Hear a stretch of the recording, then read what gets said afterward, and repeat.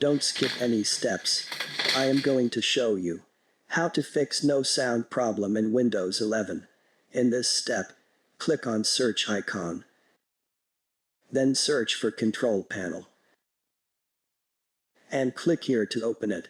On this window, in View by Section, change it to Large Icons. Then scroll down and click on Sound.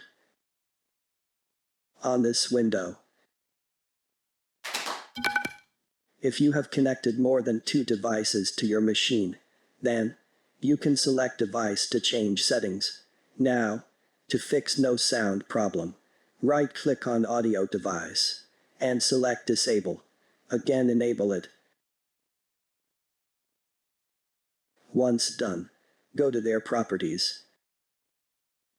Then select Levels tab and make sure this icon looks like this way. Now go to Enhancements tab and check this option.